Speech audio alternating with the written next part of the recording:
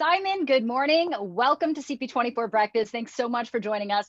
I had a chance to screen the film yesterday, and let me say, what a sweet, heartfelt film. I know it's an animation, but it really got me thinking a lot about life, a lot about this concept of luck. Look, Lucky Charms are my kids' favorite cereal, but I don't think they've made an animation dedicated to this theme of luck. So let's talk about you. You play Bob, the black cat in the film, a stealth black kitty who becomes Sam Greenfield's, reluctant sidekick at first. So how Yeah, fun was it for you to play this feline role? it was great, because Bob he's such a character. He's a Scottish black cat, which means he's a rare thing in that he's a black cat that's considered lucky. In Scotland, black cats aren't bad omens as they are in the rest of the world, and so Bob is specifically this very cantankerous, very grumpy Scottish black cat who isn't entirely happy about playing with others. He's very solitary. He's a bit of a loner, but as his adventure with Sam sort of goes on, he starts to open up a little bit, and we learn a little bit more about what's going on with him, and he's not entirely what he seems. Right. He does have a bevy of secrets, so to speak, as well as a love for what do you call it? Meat bread. That's the term for Yeah, sandwiches in the movie, meat bread. which I thought was great because it comes up more than once. So Bob is from the land of luck. A pretty fantastic place, a magical place where luck is created and distributed to the human world. We've got bunnies, leprechauns, lucky pigs, you name it. So as fantastic and kind of magical it all is, the filmmakers actually really did a lot of research into, the concept of luck, what it means to different countries. Like you said, black cats in Scotland are actually considered lucky.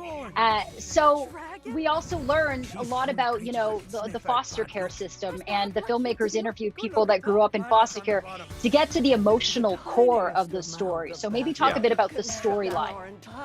Yeah, I mean that's one of the lovely things about this film, which is, even though it's about this incredibly beautiful, mystical land of luck where good luck and bad luck are generated, at the heart of it also it's a story of a girl who's aged out of the foster care system and is kind of looking for a forever family for a younger girl that she lived with called Hazel, who she doesn't really want to go through what she's been through, which is to never have, supposedly, a forever family.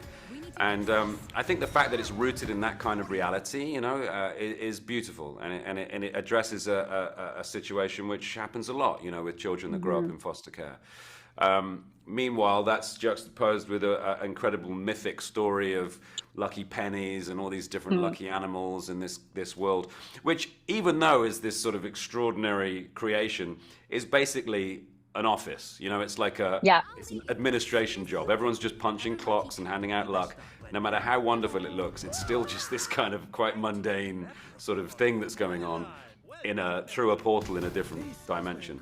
But Yes. I think the fact that it's underpinned by this very true story about family, what family means, what luck means, what love means, it makes it an even more sort of nuanced and meaningful experience.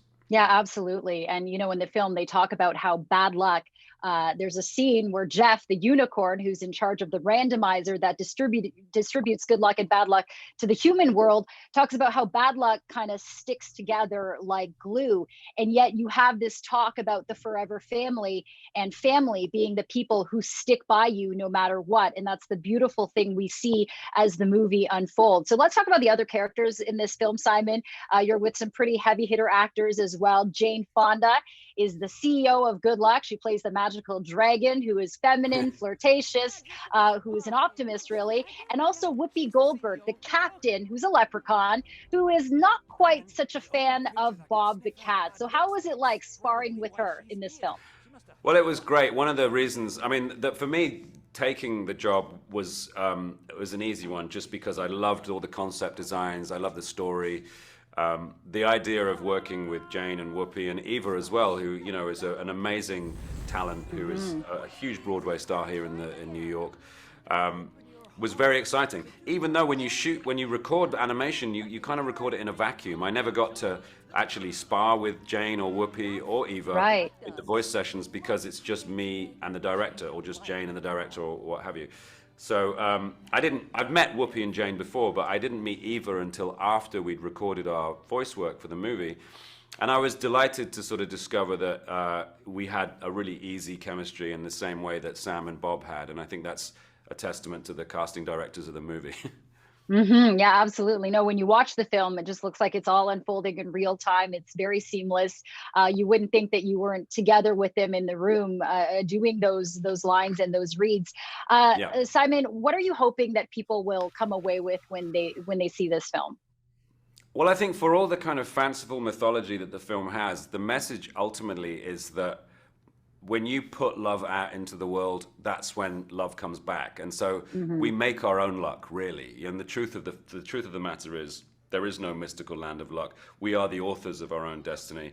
And if we put love into the world, that's what we will get back, and we will feel lucky. And not only that, but good luck and bad luck need each other. We need both of them for it to exist. We need the process, and sometimes bad luck can be good luck in disguise. We just pivot. If a crisis comes about, you pivot and you turn it into good luck. And so I think the message of the film is a really positive one.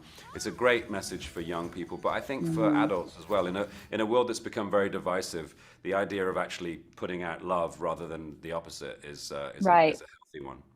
Yeah, it's kind of like a law of attraction thing, right? And there's one point in the movie where I'm thinking, wait a second, is it actually a real thing, or is it just a frame of mind? And we really see Sam Greenfield accept, hey, this is what I've been dealt, and I'm going to make the best of it and deal with it. And there's also in this film the land of bad luck. So talk a bit about that.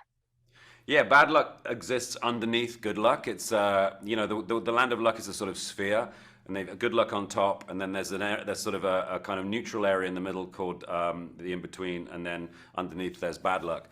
And the people in good luck have a lot of assumptions about the people in bad luck. The people that run bad luck, they don't know much about them. Obviously, the assumption is that they're all bad.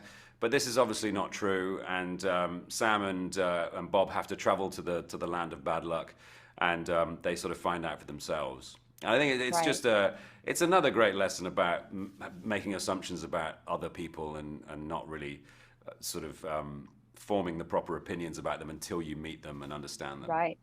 Yeah, absolutely. Sam was like, oh, of course, the people in bad luck are monsters because they're goblins and trolls, but they're actually really cute creatures and root vegetables. So eat up. No, Yeah. I'm joking. Simon, before before we let you go, this film is so special, and I can't help but notice the similarity between your character arc in this film. You become kind of, Sam's BFF eventually, and I want to talk about before we let you go, the new Mission Impossible movie that got postponed, but it's coming out in 2023 because in the last two latest films, your character Benji takes on quite, the big character arc. So talk about kind of the similarity between, you being Ethan Hunt's BFF and then Sam Greenfield's in this film. Well, I think Benji has sort of come on a real journey since he first appeared back in Mission Impossible 3. He's out in the field now. He's an agent. He's been through a lot. I think, in Mission Impossible, in Dead Reckoning Part 1, we find a Benji who has, experienced quite a few near-death experiences, and that's had an effect on him, And I think we will see him evolve through the next two films as someone who is a lot more sort of weathered by his experiences, but no less kind of faithful to Ethan and to the IMF. He's a great fun character to play, and I feel lucky to have played him so many times now. So Yeah. I'm looking forward to people seeing the next installments. Yeah, well, I look forward to watching that, and I can't wait for my kids and everyone else to watch Luck, which premieres on Apple TV Plus on August 5th. The film by Skydance Animation. Simon, good luck in all your future endeavors. Thanks for being with us on CP24 Breakfast. Take care. Thanks. Nice to see you. Bye. Thank you. Bye-bye.